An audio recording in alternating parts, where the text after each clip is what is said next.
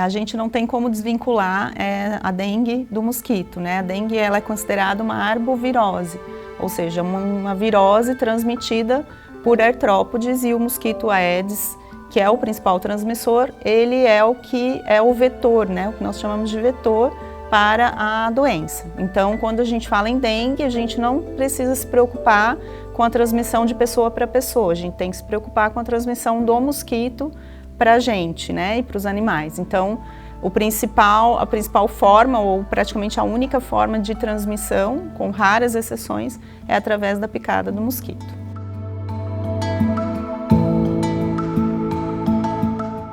Meu nome é Keila, eu sou bióloga, docente do Departamento de Ciências Naturais da FURB, e eu trabalho com a disciplina de microbiologia e imunologia.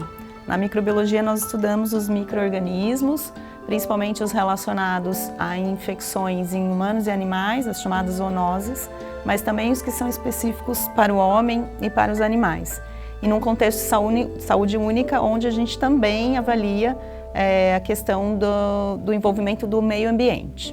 O vírus da dengue, ele é um flavivírus, que é um vírus evolutivamente bastante adaptado a infectar os mosquitos, né? Então, o mosquito ele é saudável, mas ele traz essa infecção e ele transmite essa infecção através da picada. Todo mundo sabe, ou grande parte da população conhece o Aedes, né? Porque ele é bem comum na nossa região, e não tem como identificar qual é o que está infectado, né? A gente não tem como verificar essa distinção, a menos que a gente avalie o mosquito como um todo, né? E identifique o material genético do vírus. Então, esse mosquito ele pode ficar infectado durante a vida toda, inclusive alguns dados bastante recentes provaram que as fêmeas são capazes de botar os ovos já contaminados com o vírus, né? Não só o da dengue, como de outras infecções também causadas por esse mosquito. E eles conseguem transmitir, então, através da picada. A fêmea é a que transmite para o homem, para os animais, né? Porque é ela que pica, ela que é hematófaga, então ela que precisa do sangue para alimentar os seus ovos, e aí ela transmite durante a picada. Uma única fêmea picando um indivíduo é capaz de transmitir o vírus, então a gente já é considerado infectado a partir da transmissão de um único mosquito. A gente não precisa de vários mosquitos infectados para causar essa transmissão. E o vírus, ele tem algumas variações entre eles, então hoje a gente conhece 4 tipos virais, né, que são conhecidos como dengue 1, 2, 3 e 4. No Brasil a gente tem uma prevalência maior do dengue 1, 2, né, mas já existe circulando os outros sorotipos também.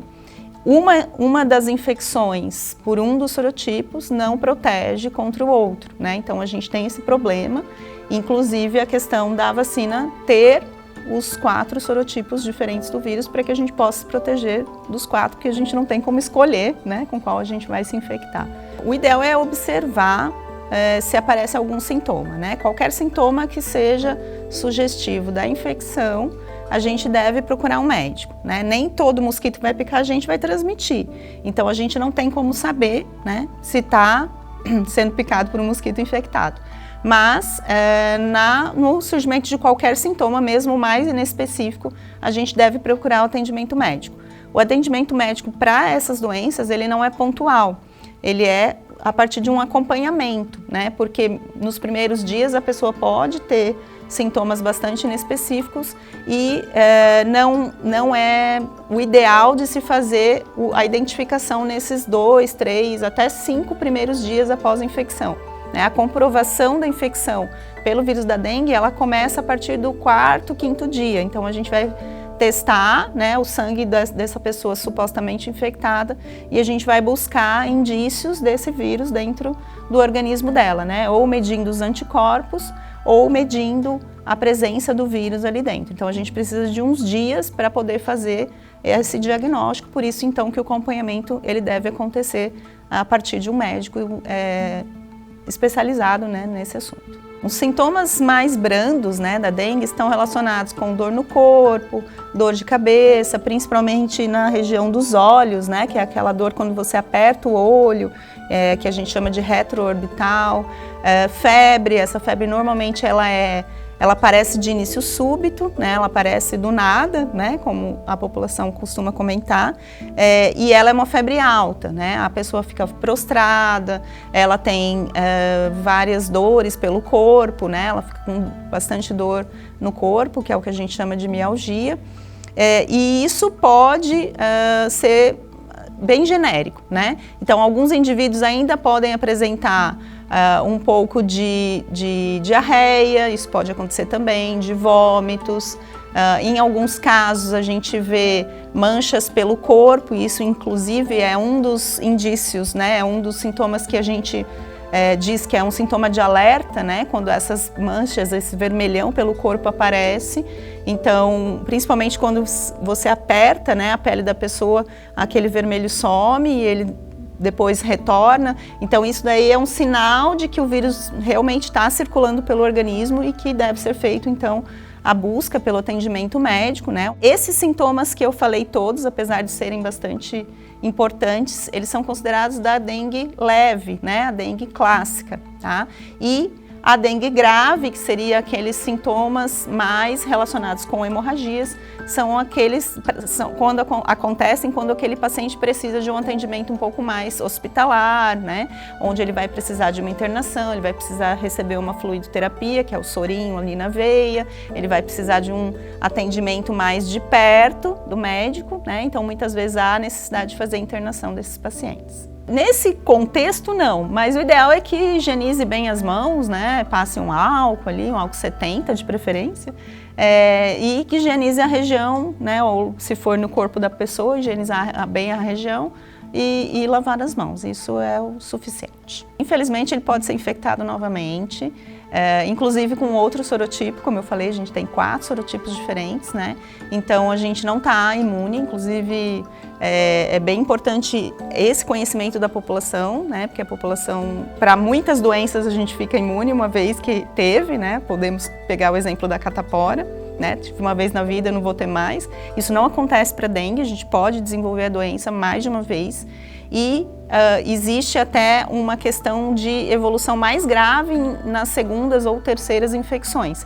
Então isso é bem importante, mesmo o paciente que já teve dengue deve procurar o atendimento, deve procurar a prevenção e, se possível, se vacinar, né, dentro das possibilidades da questão do atendimento pelo SUS, né, da indicação da vacina e da disponibilidade dessa vacina também.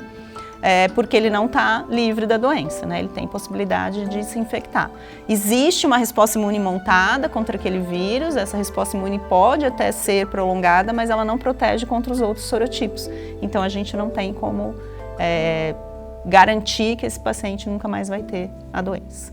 Então, a vacina que está agora sendo distribuída pelo Sistema Único de Saúde, né, a Qdenga, ela protege contra os 4 sorotipos. Então, ela provoca uma resposta no seu organismo como se fosse uma infecção, né? Ela traz lá um pedacinho do vírus de cada um dos tipos e ela estimula o nosso corpo para poder reconhecer esses vírus caso eles penetrem no nosso organismo posteriormente. Então, já vem com uma resposta pronta, né? Se esse vírus penetrar através da picada do mosquito, essa resposta já está pronta, né? Já tenho lá anticorpos, já tenho células de memória, já tenho alguns linfócitos, que são as células que vão lutar no nosso corpo, em especial contra esses vírus, e aí a gente pode ter uma proteção, né, bastante eficaz. Realmente a gente está num contexto de epidemia, né, da dengue e não tem como evitar, muitas vezes, se infectar, por mais que a gente cuide, né, da nossa casa, dos arredores, cuide lá com as pocinhas de água, né, ou até mesmo num condomínio, num apartamento onde tem pouca possibilidade de acumular chuva, água de chuva, enfim. Mas os vizinhos ao redor às vezes não cuidam, às vezes tem um terreno baldio que muitas vezes acumula ali em algum local e a gente não tem como evitar, né? Então isso é bem importante. Que a população tenha consciência e, na verdade, a dengue não depende apenas do setor público, né, da gestão, do município, enfim. Ela depende de cada um de nós, então cada um de nós temos que fazer a nossa parte para diminuir a presença desse mosquito, né. Uma coisa importante que eu gostaria de dizer é que as pessoas comentam a respeito das bromélias, né? Então a bromélia, ela acumula alguma água ali, né? Quando chove, enfim. Mas essa água que está ali, ela tem um mundo de micro-organismos ali dentro, né?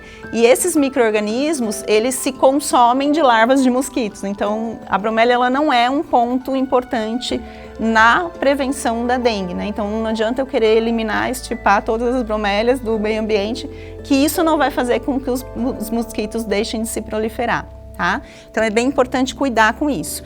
E uma outra informação que eu acho bem relevante é que quando a larva, o ovo é depositado e a larva eclode, muitas vezes essa larva fica resistente naquele local, mesmo que a água escoe, né?